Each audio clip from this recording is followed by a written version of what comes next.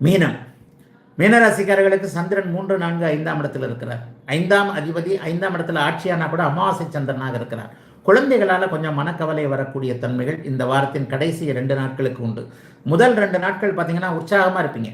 அதாவது திங்கட்கிழமை, செவ்வாய்க்கிழமை, புதன்கிழமை அந்த 3 நாட்களும் மீனராசிக்காரர்களுக்கு மிகப்பெரிய உற்சாகம் இருக்கும். எதையும் சாதிக்கக்கூடிய தன்மை, புதிய அறிமுகங்கள் கிடைக்கக்கூடிய தன்மை. ஒருத்தரை போய் பார்த்தோம், அந்த வேலை டக்குன்னு முடிஞ்சது, பரவாயில்ல, கையில் கொஞ்சம் 4 காசு கிடைச்சது அப்படிங்கிற மாதிரியான அமைப்பு இருக்கும். மறுபடியும் நான் ஜோதிடம் என்பது எதிர்காலத்தை சொல்வது என்பதை அடிக்கடி என்னுடைய மாதபலன் வாரபலன்களை சொல்லிக்கிட்டு இருக்கேன். அடுத்த வருஷம் உங்களுக்கு ஜென்மச்சனி வரப்போகுது.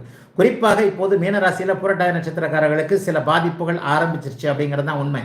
ஜோதிடம் என்பது எவ்வளவு பெரிய விஞ்ஞானம் என்பதை அஷ்டமச்சனி, ஜென்மச்சனி பாதிப்புகளில் இருப்பவர்கள் கண்டிப்பாக நிரூபிப்பீர்கள்.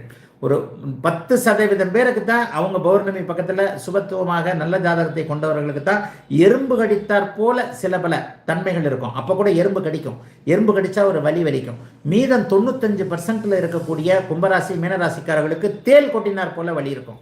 இவ்வளவுதான் வலி. உண்மை. யாரோ ஒரு 5-10% பேருக்கு சில பல அமைப்புகளில் ஓரளவுக்கு பொறுத்து கொள்ளக்கூடிய அளவுக்கு துன்பங்கள் இருக்கும். மீத 90% இருக்கிறவங்களுக்கு நல்லவைகள் ஒரு மாதிரியாகத்தான் நடக்கும். ஆகவே மீனராசிக்காரர்கள் கவனமாக இருக்கணும். இந்த நேரத்தில் போயிட்டு எந்த தொழிலையும் ஆரம்பிச்சிடக்கூடாது, வேலையை விட்டுறக்கூடாது.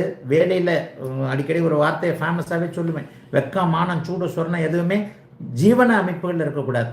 தொழில் பண்ணுற இடங்களில், வேலை பார்க்குற இடங்களில், அல்லது சுயதொழில் பண்ணுற இடங்களில், வியாபாரம் பண்ணுற இடங்களில், விவசாயம் பண்ணுற இடங்களில் கொஞ்சம் நாக்கை கொஞ்சம் கட்டுப்படுத்திக்கிட்டு இருக்கக்கூடிய இப்போது உண்டு.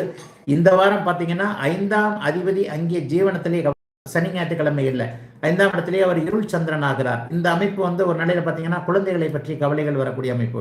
என்ன, பருவ வயது குழந்தைகள், ஒரு 10ஆவது படிக்கிற பிள்ளை, 8ஆவது படிக்கிற பிள்ளை, அல்லது காலேஜுக்கு போகிற பிள்ளை, இந்த காலத்தில் தான் 15 வயசு ஆளுங்களே நம்ப முடியலையே.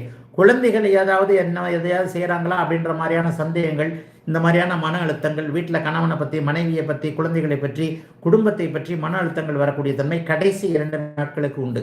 5ஆம் அதிபதி பஞ்சமாதிபதி போய் 5ஆம் இடத்திலேயே இதாகிறார். ஆட்சியானாலும் அமாவாசை அமைப்பில் இருக்கிறார். ஆகவே குழந்தைகளை பற்றி கொஞ்சம் கவனமாக பார்த்து கொள்ளக்கூடிய தன்மைகள் உண்டு. பெருசாக எதுவும் சோதனை வந்துடாது. ஏன்னா ராசிநாதன் வலுவாகவே இருக்கிறார் மங்கள யோகத்தில். முதல் 2 நாட்கள் 3ஆம் இடத்துல குருமங்கள யோகம் ஏற்படுகிறது. அந்த இடத்துல பார்த்தீங்கன்னா 5, 9, 10 கூடியவர்கள் சேர்றாங்க. ஆக வாரத்தின் முதல் 5 நாட்கள் அபரிமிதமான பணலாபம்.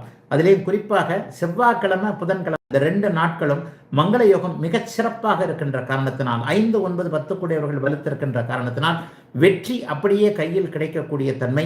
எதை நினைத்து பயணத்தை தொடங்குறீங்களோ அது நல்லா இருக்கக்கூடிய தன்மை.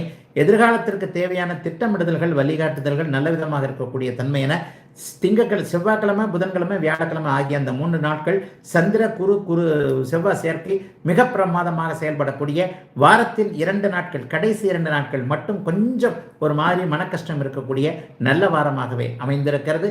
இந்த ஜூலை 29 ஆகஸ்ட் 4ஆம் தேதியிலான வாரம்